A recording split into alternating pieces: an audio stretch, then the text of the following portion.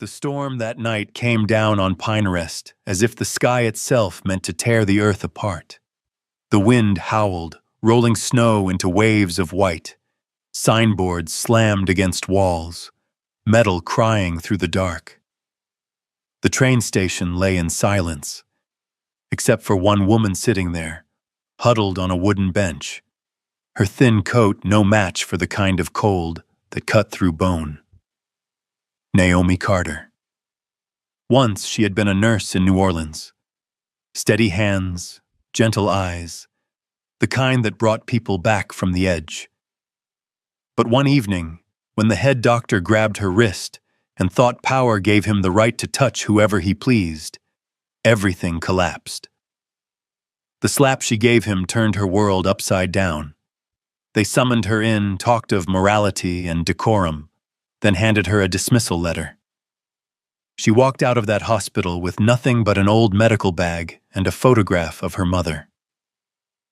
Wherever there's someone in need of healing, her mother used to say, that's where you belong.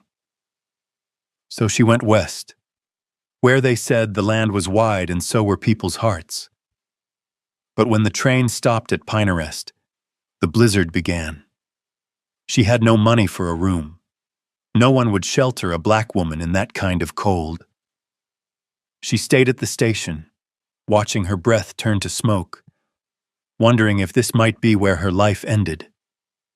The wind roared, and through the white blur of snow came the sound of hooves, slow, heavy, steady. She lifted her head. A man on horseback was approaching, his coat crusted with ice, his figure tall and unmoving, like a rock in a sea of white. When he dismounted, the wind lifted his cloak, revealing broad shoulders and eyes sharp as forged steel. He pushed the door open, snow thick on his hat. His voice came low and rough, steady as ground beneath storm. "Ma'am, you can't stay here. Tonight'll freeze you to death." Naomi tried to smile, her lips cracked and dry. "I'm just waiting for the morning train." "There's no train coming," he said, stepping closer, boots thudding against the wooden floor. "Name's Tobias Red. Got a ranch out past the valley. Saw you from the road." She lowered her eyes. "I'm fine. I'm used to the cold." He didn't answer, just looked at her for a long moment, then shrugged off his heavy coat and draped it around her shoulders. Warmth spilled through the fabric, carrying the scent of leather and smoke, the scent of a hard land that was still alive. "Come on," he said quietly. "There's an inn across the road. I don't leave anyone to die on a night like this. I can't pay." He met her eyes, calm and certain. "No one charges the freezing." Then he bent down and lifted her into his arms. Naomi had no strength left to resist. His hold was firm and sure, his heartbeat steady as a drum. She caught the faint smell of melting snow on his collar, cold and achingly real. They crossed the white street and stepped into the Kashtang, inn's warm glow. The wind died behind them, replaced by the scent of burning wood and the pop of fire. Every face in the saloon turned to stare, the white man carrying a black woman in his arms. But Tobias only said to the innkeeper, his tone even, "The best room, and a pot of hot coffee." When he set her down beside the hearth, the heat rushed into her, bringing color back to her cheeks. Firelight danced on his face, strong, quiet, shaped by weather and time. He looked at her, voice softer now. "You're safe tonight." Naomi wanted to answer, but couldn't. Something in his voice made her heart tremble in a way it hadn't for years, not from fear, but from being seen, being treated as human again. Outside, the snow kept falling, but in the arms of Tobias Red, winter felt a little less cruel. The fire cracked and hissed, the scent of burning wood mingling with the bitter sweetness of hot coffee.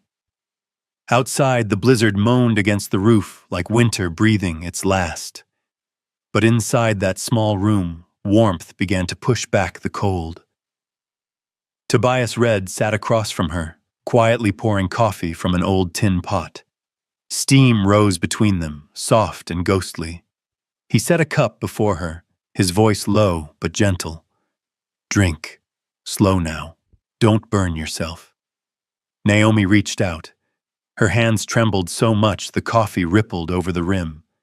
His fingers brushed hers, almost to steady the cup, a fleeting touch, yet enough to send a shiver through her.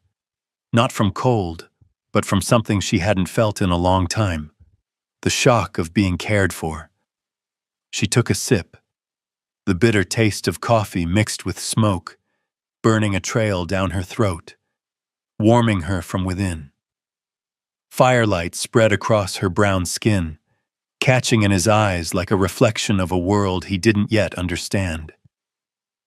"I've never seen anyone stay at the station during a storm," he said.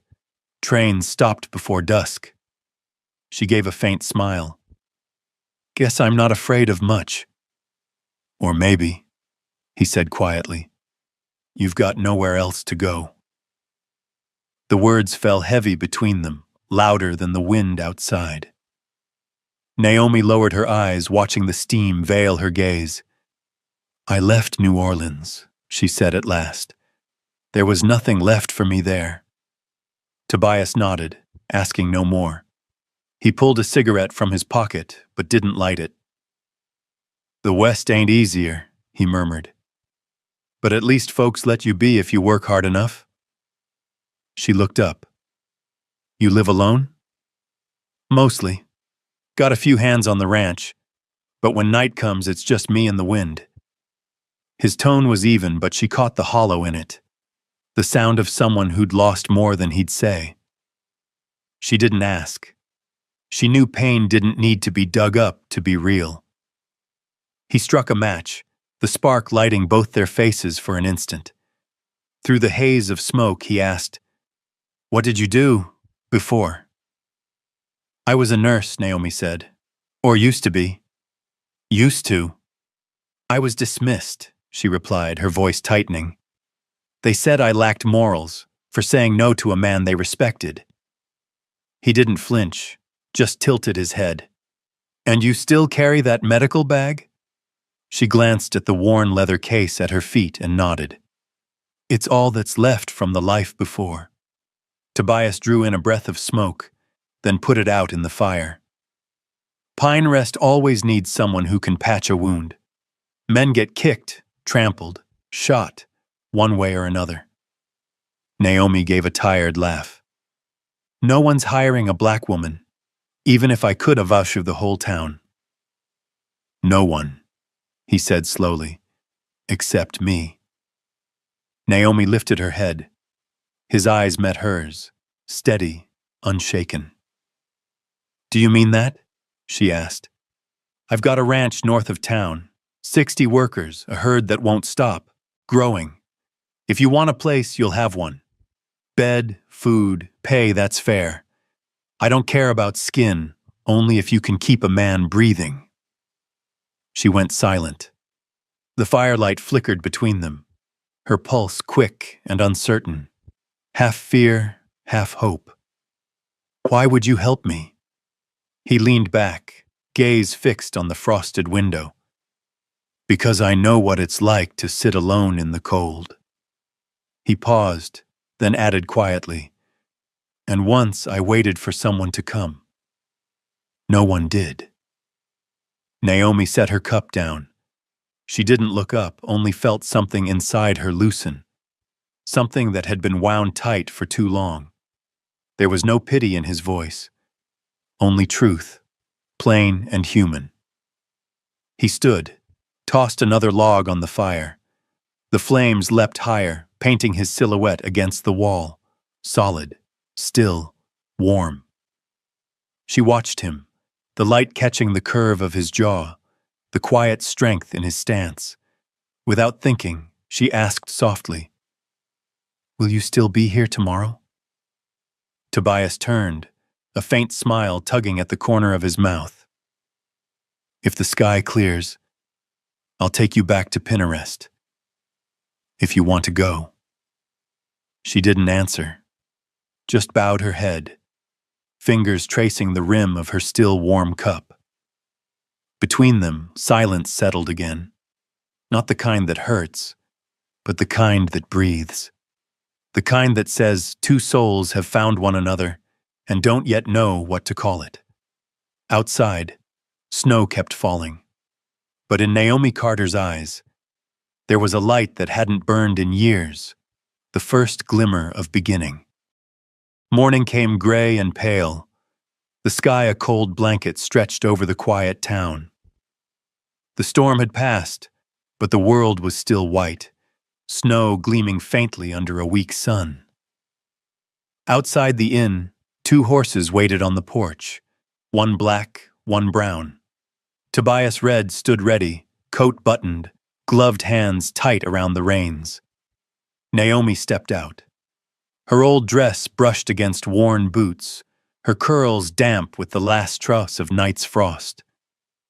She carried her weathered medical bag, wrapped in the wool scarf he'd left her. She looked small against the vast sweep of white, a dark figure adrift in morning light. He handed her a bundle wrapped in leather. Inside were a thick coat, fur-lined gloves, and a pair of sturdy boots. "These are for you, and it's colder out there than you think." She hesitated. "I'll return them when I've earned my pay." Tobias smiled faintly. "Consider it an advance. I don't plan to let you freeze halfway to the valley."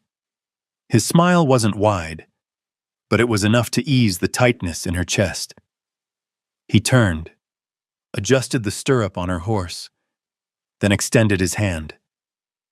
"Come on." She's gentle, but the trail's slick. Naomi looked at his hand, broad, rough, dusted with snow, then placed hers in it. When he pulled her up, their bodies came close, close enough for her to feel his breath in the cold air, warm and steady. Once seated, Tobias gave a small nod. "Keep the reins tight. Stay behind me." He nudged his horse forward, hooves sinking into the snow with slow, rhythmic sounds. Naomi followed, the creak of saddle leather echoing softly through the frozen quiet. The road stretched wide beyond Cheyenne, endless and untouched. Distant mountains glowed blue and violet under a shroud of frost, pine trees heavy with snow standing still as sentinels.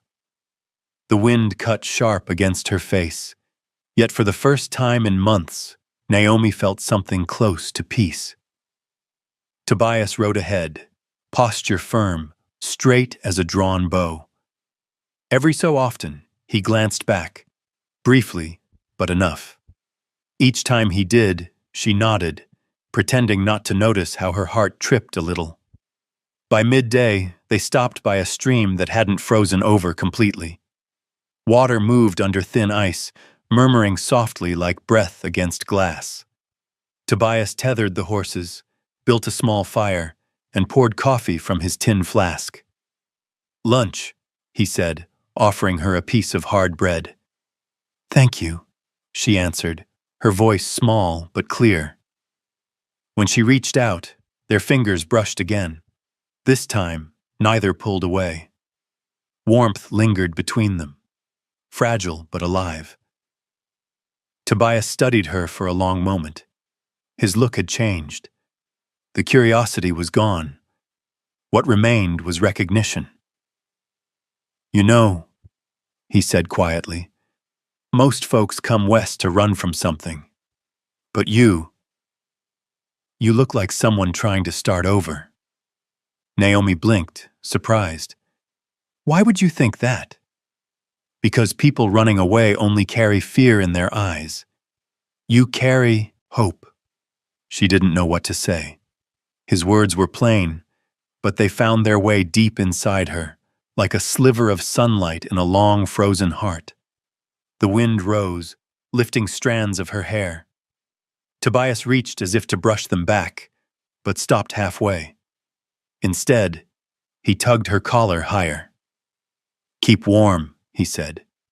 Your lips are turning blue." Naomi smiled faintly. "I'll be fine." "Take the kindness while I'm offering," he replied, his tone light for once, a glimmer of teasing in his eyes. They rode on. By late afternoon, the sun stretched long and gold across the snow. The horses moved slow and steady, their breaths steaming into the cold air. Naomi began to fall in rhythm with Tobias. How he leaned into the wind, how he turned to check on her without words, how silence seemed enough. By the time dusk settled, the horizon burned orange. In the distance, the valley opened wide. Low wooden houses, smoke curling from chimneys, the soft glow of firelight on snow. Tobias slowed his horse and pointed ahead. "That's Pinarest Ranch. Not much, but it's all I've got." Naomi followed his gaze. She saw the smoke, the horses running in a circle of light, and for a moment, something deep within her stirred. It felt like remembering a place she'd never been. Something like home. He turned toward her, voice low and sure. "If you want, it can be yours too." She tightened her grip on the reins, fingers numb, but her chest warm. "I don't know if I deserve kindness like that," she said. Tobias looked down, the faintest trace of sorrow passing through his eyes. "Anyone who can heal others deserves every bit of kindness left in this world." She said nothing. The wind lifted her cloak, and Tobias reached over, steadying it, his hand brushing her shoulder, his touch firm, brief, real. For that heartbeat, their breaths mingled, indistinguishable in the cold. Below them, the cabin lights flickered, gold and alive. Tobias turned his horse, voice steady. "Come on, we're home." Naomi nodded, her eyes fixed on the valley below. The horses began their slow descent. Something within her shifted, fear dissolving into something new, something unnamed yet certain. Whatever it was, it had begun between them, in the silence, in the snow, in the warmth they didn't yet dare to call love. That afternoon, snow drifted down like fine dust, and the wind moved softly across the white fields. When Naomi stepped off her horse, her boots sank into half-frozen earth, cold biting through the soles, but inside warmth began to stir.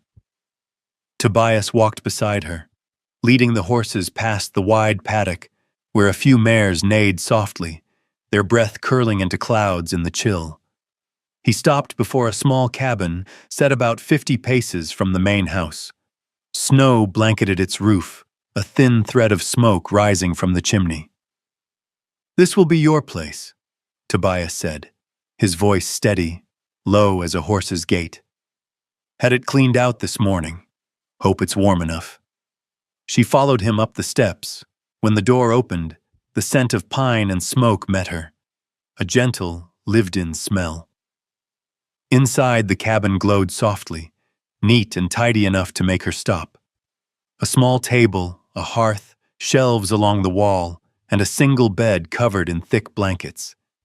She thought that was all, until Tobias pushed open the door to the adjoining room. Light spilled across the floor and up her face.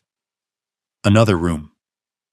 Inside stood shelves of bottles, scissors, clamps, bandages, sutures, scalpels, all carefully arranged. A sturdy wooden table sat at the center, covered by a clean white cloth. Naomi stood still, her hand lifted, fingertips brushing the cool steel of a surgical tool. They trembled. How long had it been since she'd touched what once defined her purpose, her pride, her calling? I don't know what to say," she whispered. Tobias leaned against the doorframe, one hand resting on the wood. "I'd thought about hiring a doctor," he said, "but no one comes this far out. Then I figured if someone can save a life, this place would need them. He paused, eyes on her. Looks like I've found the right one. Naomi turned away, blinking fast. Aren't you afraid I might leave? No, he said simply. Someone with eyes like yours doesn't run. And if you did, I'd still be right to have trusted you. She gave a faint, watery smile. You take strange risks, Tobias Red. He shrugged, that rare smile softening his weathered face. A little risk keeps a man alive. I'm used to it. As he started toward the door, Naomi asked quietly, You built all this before you knew me? He stopped, met her gaze. Before I met you, yes. I just didn't know who it was for. She didn't answer. Her head bowed, and silent tears slid down to her fingers, tracing the edge of the table. That night, he returned with a soft knock. Brought you something, he said, holding out a steaming mug. Martha swears hot cocoa's better than coffee for new arrivals. She accepted it, her fingers brushing his. The contact was light, but warmth spread through her skin. Firelight glowed along his collar, reflecting in her eyes. No one's ever trusted me like this, she murmured. I'm more used to doubt, Tobias shook his head. Trust's the only way folks can survive together. Took me too long to learn it, but I did. She lifted her eyes. Who taught you? He stared into the fire. A woman I once loved. Fever took her. I promised to find the best doctor, but the fever came faster than the promise. His voice caught for a moment, but he didn't look away from the flames. Since then, I only trust the hands that heal. Maybe that's why I trust yours. Naomi said nothing. Words gathered in her throat, but refused to come. The fire cracked between them. Then she reached out, laid her hand gently over his, where he still held the cup. A small gesture, but the first she'd ever offered. Tobias looked at her. The firelight caught the amber in her skin, the quiet strength in her eyes. He didn't move his hand, didn't speak. Their shared warmth filled the space between heartbeats, slow, certain, real. After a long moment, he said softly, Tomorrow, I'll introduce you to the ranch hands. They're loud, but good people. You'll be fine. I'm not afraid, she replied, her voice steady again. As long as I can work. He smiled, stood. Then we start at dawn. At the door, he turned back once more. His eyes lingered, calm and sure. Get some rest, Naomi. You're safe here. The door closed. Wind whispered in, then stilled. Naomi sat before the fire, cup warm in her hands. The air still carried the faint trace of him, the smell of leather, smoke, and something steady. She looked around the cabin. It wasn't just shelter. It was a second chance. Outside, the wind moved through the pines, carrying the scent of snow and hearth smoke. Inside, the fire burned low but bright.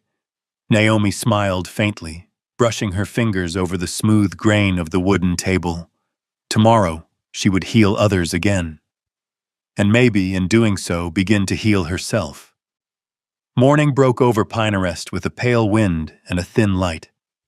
Snow dripped from rooftops, each drop striking the porch with the slow rhythm of a clock. Naomi rose before dawn, tying her hair neatly, pulling on the brown coat Tobias had left for her.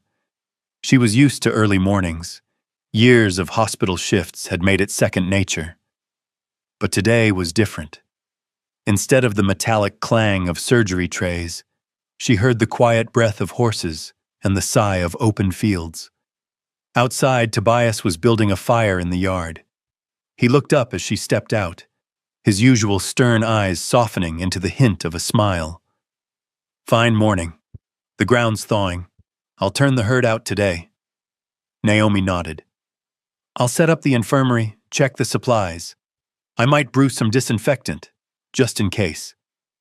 He chuckled under his breath. Good plan. Around here, someone gets hurt nearly every sunrise. Less than an hour later, his words proved true. A shout ripped through the quiet from the stables. Then came the crash. Wood splintering, a horse screaming, the thunder of hooves. Naomi ran before she could think, Tobias on her heels. But she reached the yard first. A man lay on the ground, his shirt soaked through with blood. A jagged plank jutted from his ribs. Beside him, a black stallion reared and thrashed in panic. Tobias grabbed the reins, muscles straining as he fought but to hold the animal back. Get that horse out of here, Naomi shouted. Her voice cut sharp through the chaos. Tobias didn't hesitate. He pulled the horse away, dragging it to the fence. Naomi dropped to her knees, yanking the old medical bag from her shoulder. Her hands trembled, but her eyes blazed clear. What's his name? Billy, Tobias panted. Stable hand. Billy, she called firmly, leaning close. You hear me? Stay with me now. Don't sleep. No answer. His pulse was weak, breath shallow. She tore open his shirt. The ribcage had caved, a shard of wood piercing deep. Blood pulsed with each heartbeat. If she pulled wrong, he'd die in seconds. She scanned the ground. Mud, straw, and a ring of men frozen in fear. I need boiling water, bandages, thread, anything clean. No one moved. They just stared at her, a black woman giving orders in the middle of a white man's yard. Naomi's voice cracked like a whip. Move! Unless you'd rather dig his grave right now. The words hit hard. Tobias threw his gloves aside. You heard her, he roared. Go! The men scattered. In moments, water was fetched, cloth torn, tools brought. Naomi pressed her palms to Billy's chest. There was still breath. Good. Stay with me. She held a small scalpel to the fire Tobias had lit, the metal glowing red. The scent of hot steel and blood filled the air. Sweat rolled down her temple, but her hands were steady as stone. Hold his shoulders, she ordered. Tobias knelt across from her, his hands firm against Billy's body. Their eyes met just a second, but in it Tobias saw not the frightened woman from the blizzard, but someone fierce and alive. Naomi gave a short nod and pulled. The wood came free in one swift motion. Blood surged up, splattering across her sleeve. Billy groaned. Tobias held tight, and Naomi pressed clean cloth to the wound, stitching in quick, sure lines. Time slowed to a heartbeat's rhythm, the hiss of wind, the whisper of thread through flesh, the fragile sound of life returning.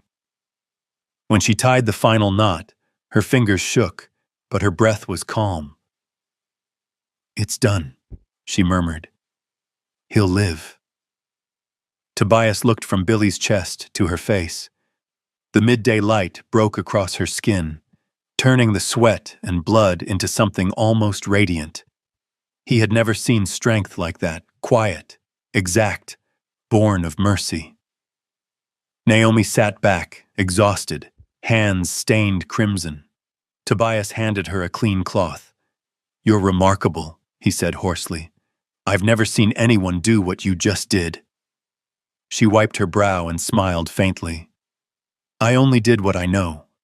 A minute slower and he'd be gone. Around them, the ranch hands stood silent. The disbelief in their eyes had melted into respect.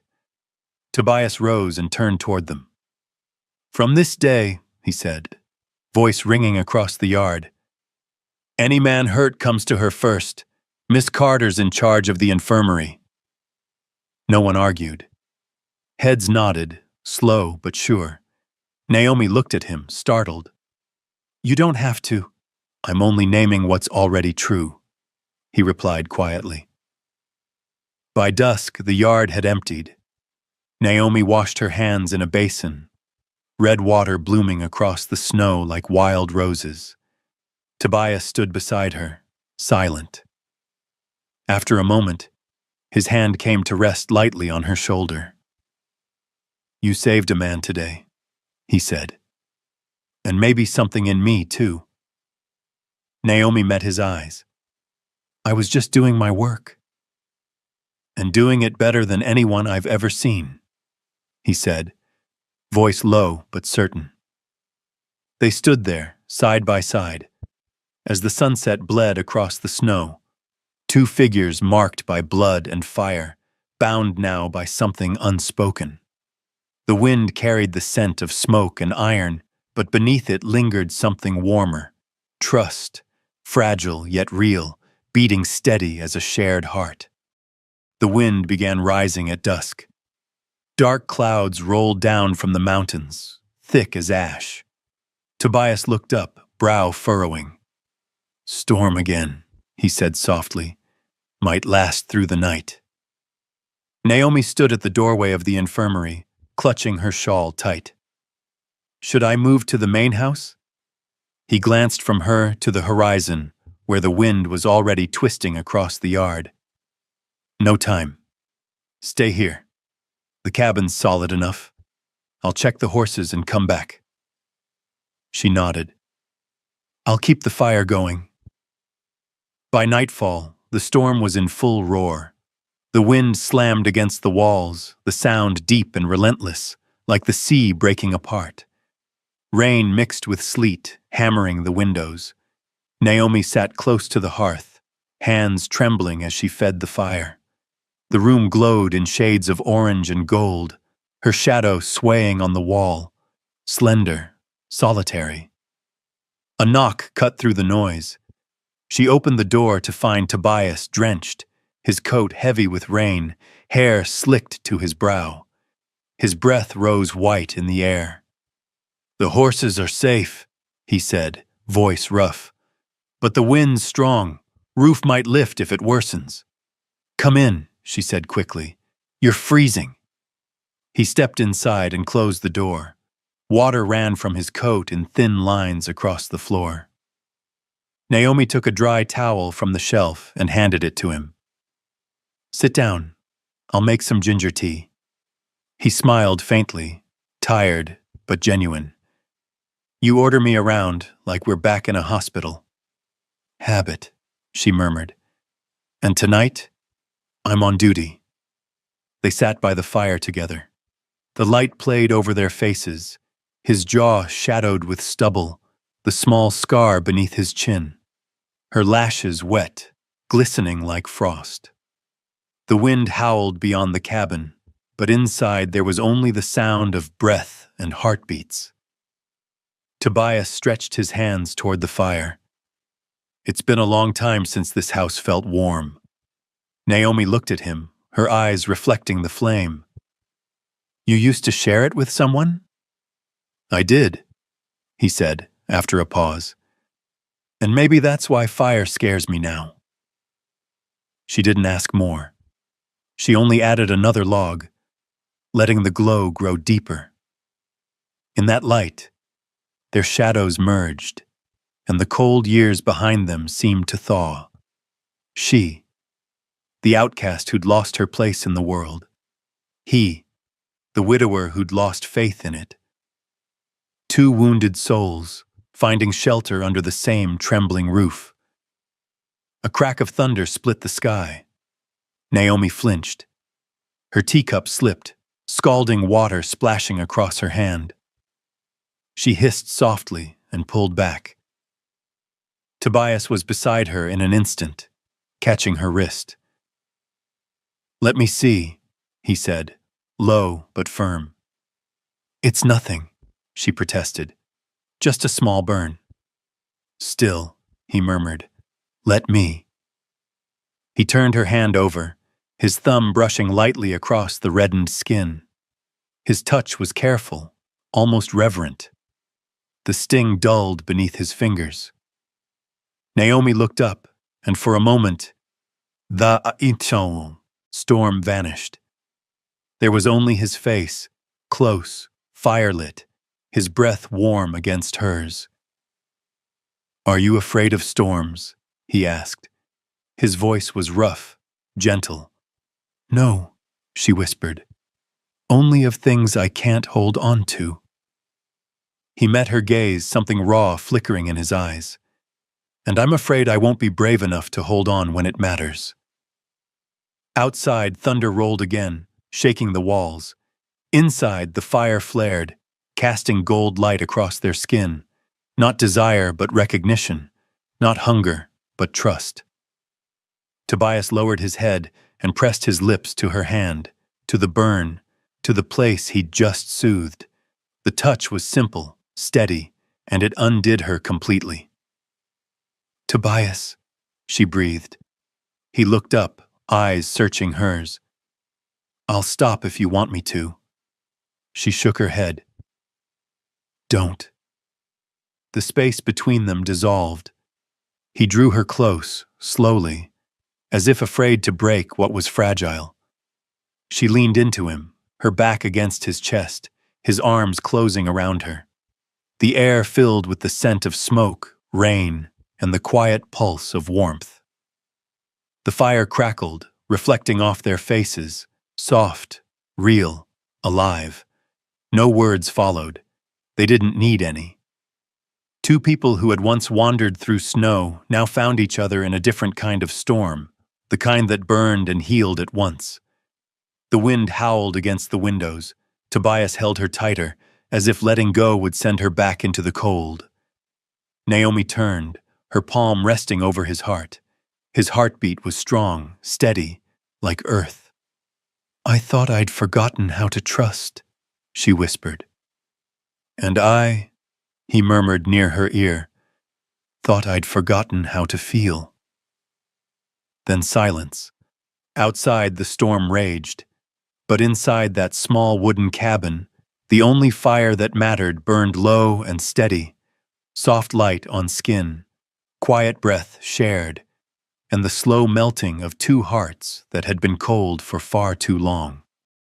3 days after the storm, the sky over Pinarest turned impossibly clear. Snow melted slow from the rooftops, dripping onto soft earth, glinting in the pale breath of spring sunlight. Naomi opened the cabin door and stepped into the brightness, still unsure if the night of fire had truly happened.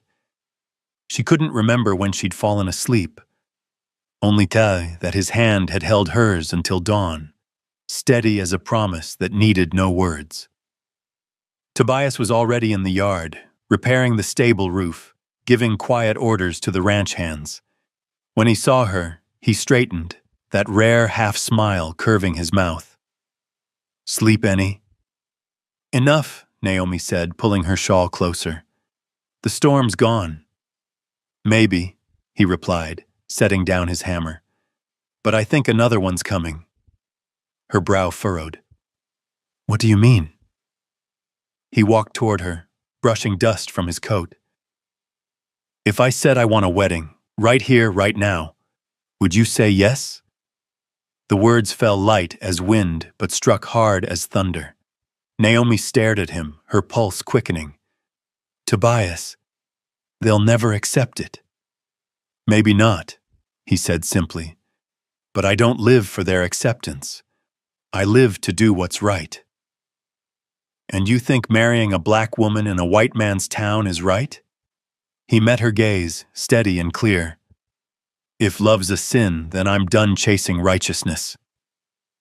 Naomi froze. The old fear stirred. The stares, the whispers, the cruel laughter that used to follow her like smoke. But then she saw him, standing tall as the pines behind him, unwavering.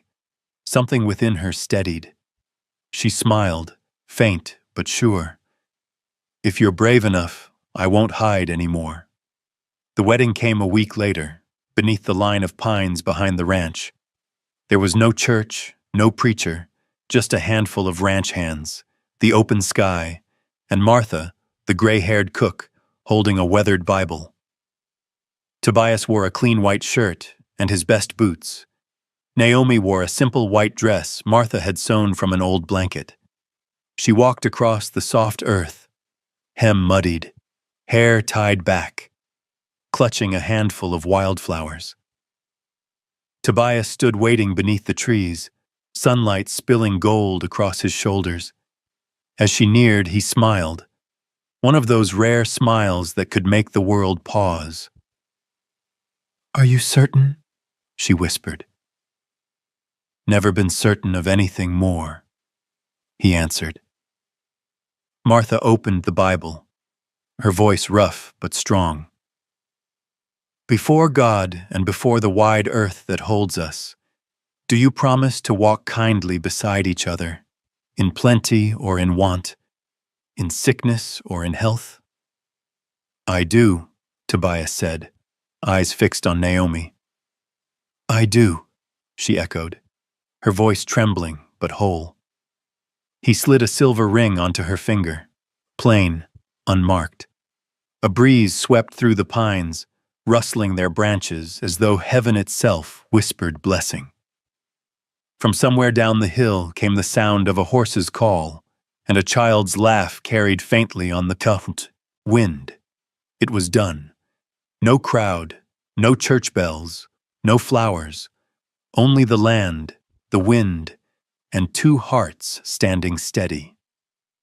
Afterward, townsfolk began to gather at the edge of the clearing. Some hung back, faces stiff with judgment.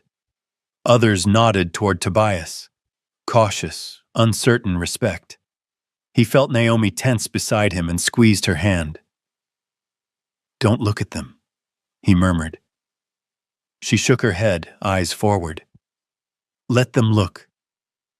They need to see that love has no color." That evening, as dusk pooled along the valley, Tobias led his horse from the stable. Naomi waited by the fence, her wedding dress flecked with mud, her hair loose in the wind. He stepped close, touched her cheek gently. "I used to think life was just work and waiting to die," he said softly. "But you walked in and made me live again." She took his hand, pressing it to her heart. "And I thought all I had left was my work. But you made me believe there's still something worth hoping for." They stood together beneath the tall trees until the last of the light faded. The moon rose slow, spilling silver over their hair. Tobias leaned in, and this time, when he kissed her, it wasn't rescue. It was a vow.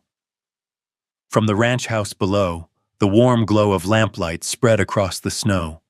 Above them, stars returned to the sky, clear after the storm. Naomi looked up, her voice barely more than breath. "Do you think God will forgive us?" Tobias smiled, his arm firm around her waist. "If he made us different, he must have known how to make us whole again." And that night, the wind through the pines sounded like a hymn, soft, endless, full of grace. Beneath it stood two souls who had once wandered through cold and shadow, now bound by choice, by faith, and by the quiet courage to stay. That spring came late to Pinarest. Patches of snow still clung to the hillsides, pale and thin against the new grass. The valley breathed in peace again. The horses had foaled, the creek ran full, and in the cabin on the ridge, Naomi worked from dawn to dusk until she forgot the count of days. She had become the healer of the valley. The cut, the sick, the bruised, all came to her door. Her hands, once feared for daring too much, now mended both flesh and faith. The ranchers called her the lady with the gentle hands. Tobias always smiled when he heard it. Most mornings he could be found on the porch, sharpening tools or fixing tack, his eyes following her as she moved between patients, focused, calm, radiant in her quiet purpose. In his gaze there was trust, deep and wordless. But peace in the West never lasts too long. That afternoon, as Naomi washed her hands after stitching a boy's wound, a shadow darkened the doorway. A tall man stood there, coat long, hat brim low, gloves black. His voice came smooth and cold. "I can't say I'm surprised to find you here, Miss Rivers." The name hit her like a struck bell. Rivers. The name she'd buried when she fled New Orleans. She turned slowly. "Dr. Wells." He removed his gloves, revealing pale, uncalloused hands, the same hands that had pushed her out of her old life. He looked around the cabin with an assessing sneer. "I heard rumors. A colored woman practicing medicine in Wyoming. I doubted it. But it seems gossip has teeth." Naomi steadied herself. "I treat the wounded. That's all. There's no one else here who can." "Without a license?" he said, every word deliberate. "Do you have one?" She said nothing. He pulled a folded paper from his pocket. "Under the Wyoming Territory Act, Section 14, no person may practice medicine without certification from the Territorial Board. I thought I'd remind you, before the law does." Her voice was quiet, but hard. "You didn't come for the law. You came for revenge." He smiled thinly. "Both. You disgraced me in New Orleans. Now I'll return the favor by taking what you care for most." The door opened behind him. Tobias stepped in, taking in the tension with one glance. "Who are you?" Wells turned with a polite, poisonous smile. "Dr. Samuel Wells, New Orleans. I once trained this woman. Now I've come to end her impersonation." "Tobias," Naomi murmured. "Please." But Tobias had already stepped forward. His tone was iron. "She's saved half this valley. If you came to insult her, you chose the wrong place." "Then let the court decide," Wells said smoothly. "The complaint's already filed." He left with a slam of the door. Silence fell heavy behind him. Naomi leaned against the table, her breath shallow, her hands trembling. "You see," she said, voice cracking, "I brought this trouble on you." Tobias set a hand on her shoulder. "No, he did."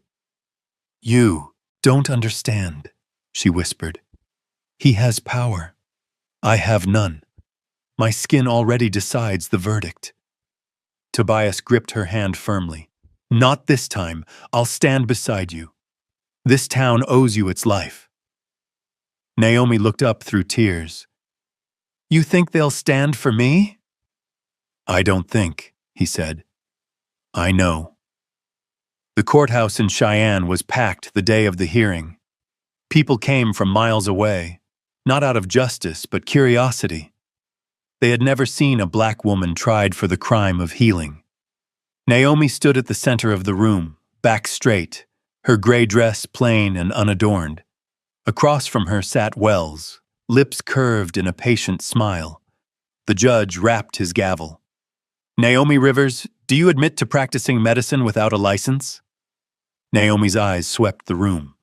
At the back stood Tobias, his face unwavering. Beside him, Martha, Billy, the boy she'd saved, and others from the valley. People who had once been strangers. She drew in a breath. "I treated the wounded," she said clearly. "If that is a crime, I accept the penalty." A murmur rose through the gallery. The judge turned to Wells. "Do you present evidence of harm?" Wells leaned back, smug. "No harm, Your Honor, but the law is the law." Then a voice broke from the crowd. "She saved my boy." It was a farmer. Another followed. "And my husband." Then another. "She fixed my leg when the horse kicked me." Voices joined, dozens, then more, until the room was full of the sound of truth spoken plain. The judge let the noise fade, eyes thoughtful. Finally, he lifted the gavel again. "Given her service to this community and the absence of complaint, the court rules Miss Naomi Rivers exempt from prosecution and grants her provisional license to practice within the Wyoming Territory." Naomi's knees gave out. Tobias was there in 2 strides, catching her as applause broke like thunder through the hall. "I told you," he murmured, his hand steady on her back. "People stand with what's good." Outside, the wind rose, scattering light flakes of snow across the courthouse steps. Wells passed them without a word, his face pale, his pride stripped bare. Naomi watched him go, her eyes calm. There was no triumph in her, only release. Quietly, she said, to no one and everyone, to herself most of all, "Justice isn't about winning. It's knowing that someone, somewhere, saw you." Tobias took her hand, his voice warm in the cold air. "Now," he said, "the world sees you too." The first morning of summer broke over Pinarest like glass washed clean with tears. Dew shimmered on the young grass, silver and soft beneath the rising sun. Naomi opened the cabin door and breathed deeply. The air smelled of warm soil and beginnings, no longer of fear, no longer of loneliness. 3 weeks after the trial, an envelope arrived from Cheyenne, sealed with the red wax of the Wyoming Medical Board. Tobias brought it in, setting it gently on the table. His voice trembled despite his calm face. "It's from them," he said. Naomi's fingers felt cold as she opened it. Inside was a license, official, stamped and real, bearing her full name, Naomi Rivers Carter, the first nurse ever licensed in the Wyoming Territory. The bold ink shimmered like a vow. She read the words again and again until they blurred through her tears. "You see," she whispered, voice breaking, "what they once used to bury me now lifts me back up." Tobias came close, wrapping his arm around her shoulders. His voice was rough with pride. "No, Naomi. You did that yourself. No law can silence someone who heals with her heart." A month later, as the harvest began, Tobias started building a new house in the center of the valley. At first, Naomi thought it was another stable. But when he brought her the plans, she stopped in disbelief. "It's not for horses," he said, smiling. "It's a school." "A school?" "Pinarest School of Healing," he replied. "You'll teach there." Naomi was quiet for a long time. Through the window, she watched the frame rising beam by beam between the fields and the mountains. Every strike of the hammer seemed to close an old wound. "Do you think anyone will come?" she asked softly. Tobias smiled. "I don't know, but I believe they will. And sometimes, belief is enough to begin." When the school opened, the wind carried the scent of new grass through the valley. The sign above the door read in careful black paint, "Pinarest School of Healing, for all who dare to heal." The first to knock was a young woman from Mexico, carrying a worn canvas bag. Then came a widowed native woman. Then 2 Irish girls with hair like flame, their husbands working the new farms nearby. They all arrived with the same question in their eyes. Would they be allowed to learn? Naomi smiled at them, that calm, disarming smile that had healed more wounds than medicine. "If you're brave enough to learn," she said, "I'm brave enough to teach." The first lessons took place around a rough wooden table Tobias had built himself. Naomi taught them to stitch wounds, check a pulse, deliver a child, and brew mountain herbs into medicine. Outside, Tobias often stood by the window, watching in silence. The light fell through her hair as she spoke, and he thought he was witnessing grace, someone who had turned pain into refuge. Word of the school spread fast. People began calling her the Angel of Pinarest. Naomi only shook her head. "I'm no angel," she said simply. "I'm just someone who knows what it feels like to hurt and how to stop the bleeding. One afternoon, a letter arrived from Cheyenne. The medical board offered to fund her program, hoping to expand nursing education across the territory. At the bottom, the final line read, "Naomi Rivers Carter has proven that medicine belongs not to privilege, but to compassion." Naomi folded the letter slowly, her hands trembling, not from weakness, but from wonder. She looked out across the valley, where Tobias and several of her students were mending the fences. He turned, saw her watching, and smiled, the quiet smile of a man who knows he stands in the middle of something good. She stepped onto the porch and lifted a small slate board. In chalk, she wrote a new line beneath the school's name. "Hands that heal are hands that have been hurt." That night, they sat on the porch beneath a bright moon. The air hummed with the soft chorus of summer insects. In the distance, lamplight still glowed from the schoolroom, students reading long after dusk. Naomi leaned her head on Tobias's shoulder. Her voice was low, steady, warm. "I used to think I was meant to run forever, but now I know I was meant to stay." Tobias took her hand, their fingers intertwining like promise. "Not just to stay, Naomi. You were born to prove that goodness has no color." She looked up and smiled, the moonlight silvering her face. For a long moment, neither spoke. The wind moved through the pines, carrying with it the softest hymn of peace. And Naomi closed her eyes, finally hearing what her whole life had been reaching for.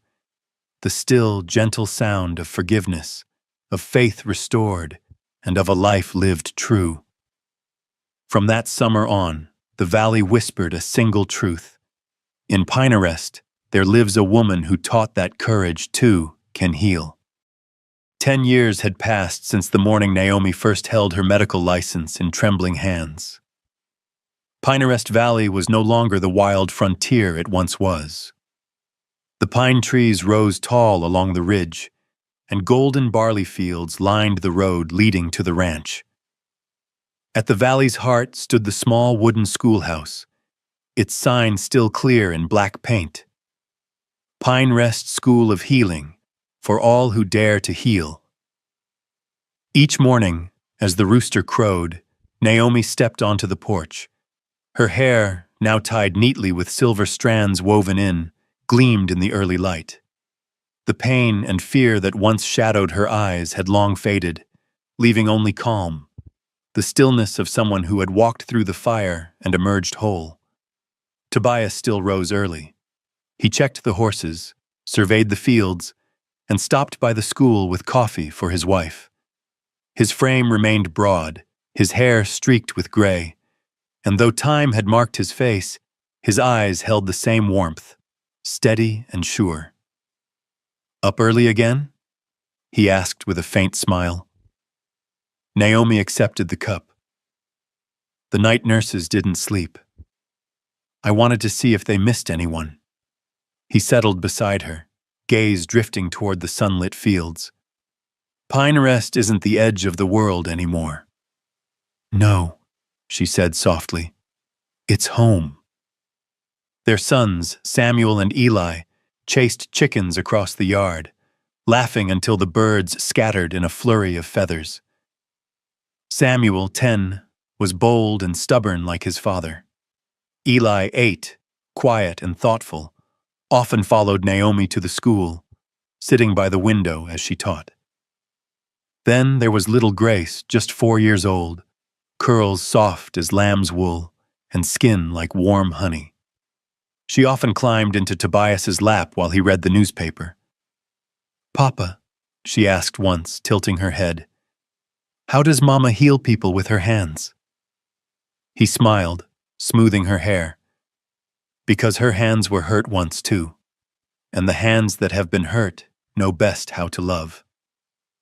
Naomi turned from the kitchen doorway, her eyes full of quiet affection. That sight, her family whole and alive, was the kind of peace she once thought would never belong to her. The Pinarest School of Healing flourished, Naomi's first students had become healers across the territory. Letters arrived every month, uneven handwriting, but each word full of pride. Miss Naomi, I helped deliver my village's first child safely. Miss Naomi, I saved a man's leg after the flood. She kept every letter in a wooden box beside her bed. On quiet nights, Tobias would find her reading them by lamplight, her face aglow in the flicker of fire. He'd sit beside her without a word, resting a hand on her back. They didn't need to speak. Every heartbeat between them said thank you. Each autumn, during harvest season, Pinarest held its festival. Former students returned with baskets of honey, herbs, woven cloth, and their healthy children in tow. They filled the yard with laughter and song. Naomi stood at the center, radiant beneath the afternoon sun, her hair glowing like a halo. Tobias often stayed near the fence, watching her from a distance. He used to think he had saved her that night in the storm, but now he knew she had saved him from the silence that had almost consumed his soul. One evening, as the wind carried the scent of corn and pine, Tobias asked quietly, "Do you ever regret getting on that train all those years ago?" Naomi thought for a moment, then smiled. "That train took me into a blizzard, but the storm brought me here, to the light." He nodded, his gaze soft. "And that light is right here in front of me." She touched his chest where his heart beat slow and steady. "No, Tobias. The light lives in every soul we've helped, and in the ones we've taught to help others." They stayed like that until the sun sank, painting the valley in shades of copper and rose. Their children played nearby, their laughter mingling with the wind. Far off, the school windows still glowed, students bent over their notes by lantern light. Tobias drew her close. "We've come a long way, haven't we?" Naomi leaned her head against him. "Yes," she whispered.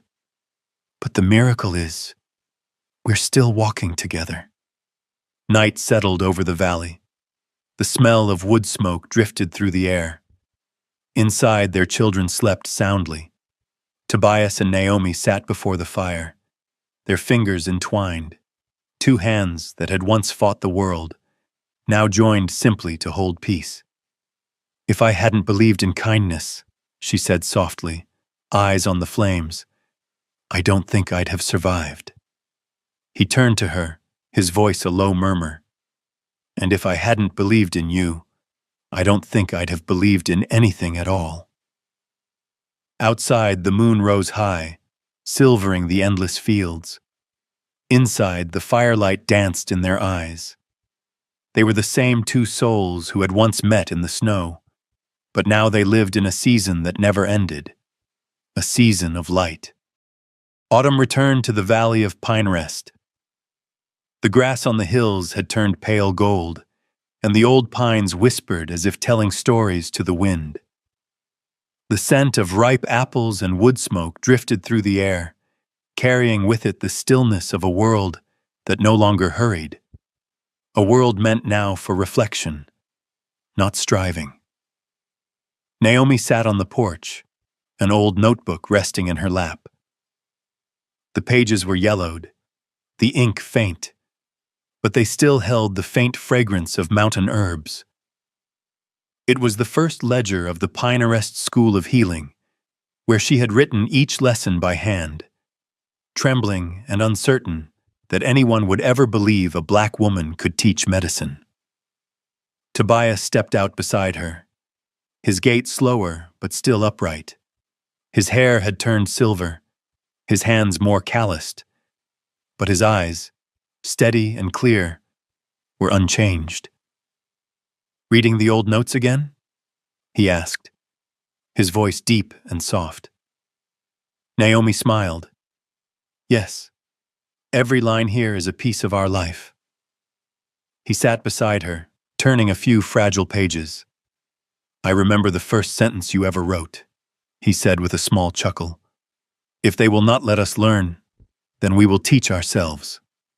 She laughed quietly, her gaze wandering toward the golden light spilling down the slope, where the school once stood. Now, that small wooden cabin had grown into a brick building. Its sign read, in clean carved letters, the Rivers Carter Medical Institute, founded 1878. Inside, generations of students came and went, men and women, black, white, and every shade between. They called it the place that heals through kindness. Naomi's eyes glistened as she looked out toward it. Can you believe it, Tobias?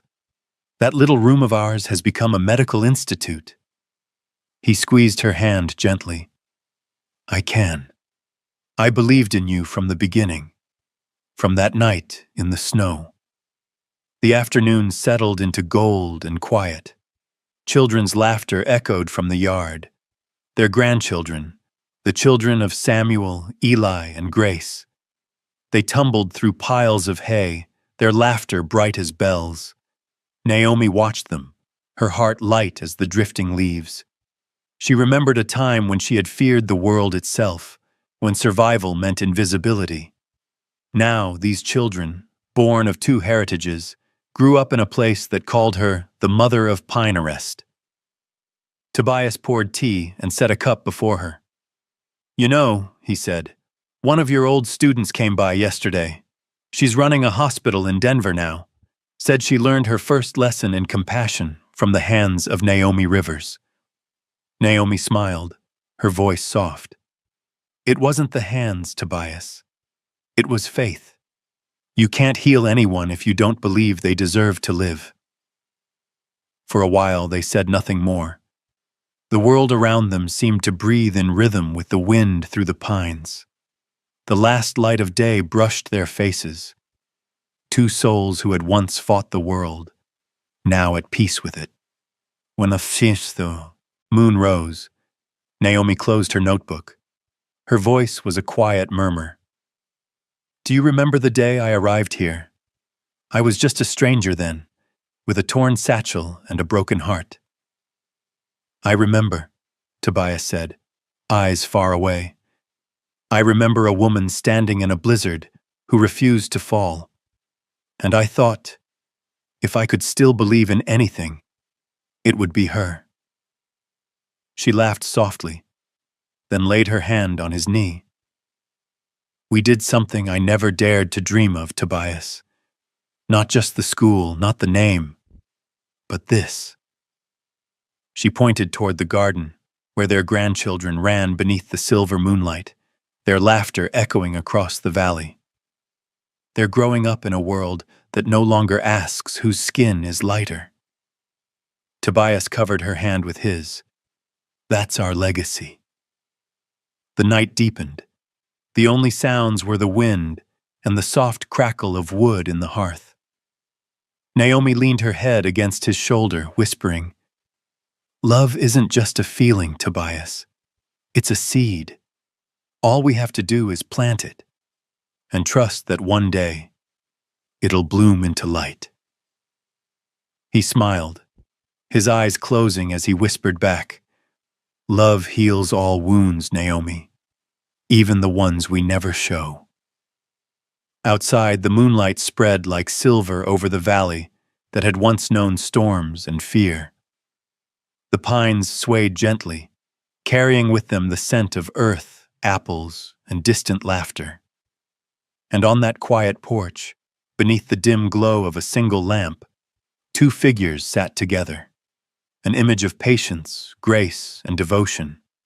No storms remained, no fear endured, only the light of a legacy, kindness, steadfast and eternal. Snow fell softly over Pinarest that winter morning. Not heavy, just enough to whiten the rooftops and dust the old dirt road that wound toward the school on the hill. The world was quiet, wrapped in a calm that sounded almost like memory. The pines whispered in the wind, not in sorrow, but like a lullaby. Naomi Rivers. Carter awoke to the faint glow of dawn slipping through the curtains. The room was as it always was. The hearth gone cold, a cup of tea untouched on the table, the scent of herbs lingering in the air. But beside her, where Tobias had always slept, was only emptiness. She sat up and called his name softly. There was no answer, only a folded note on his pillow, written in his uneven but steady hand. Naomi, if you're reading this, it means I've gone ahead of you. Don't cry, my love. I've lived long enough to see you turn every storm into spring. I'm not afraid of dying. I only feared missing the sight of you growing old. Still beautiful, still strong, still healing the broken. When you finish reading, look out the window, beneath the pine tree where I buried our wedding ring years ago. I wanted it to rest with the earth, to let our love feed new roots. You taught me that love isn't about holding on.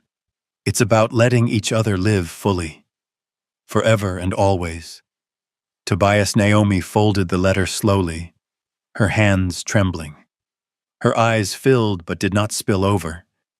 The tears stayed where they were, glinting like frost on her lashes. She wrapped herself in an old knitted shawl and stepped outside. The snow was falling lightly, each flake melting on her skin. The pine at the edge of the yard, planted by Tobias the spring they wed, stood taller than the house now. She walked toward it, her footsteps leaving faint prints behind. Every step carried the weight of laughter and loss, of shared work and quiet nights, of a love that had never once faltered. Kneeling by the trunk, she pressed her palm to the rough bark and whispered, "You never really left, did you?" A gust of wind rose from the valley, gentle as a hand smoothing her hair. Naomi smiled faintly. For the first time in years, she didn't feel cold. 3 days later, the people of Pinerest found her sitting beneath that same pine, the letter still in her hands, a soft smile on her lips.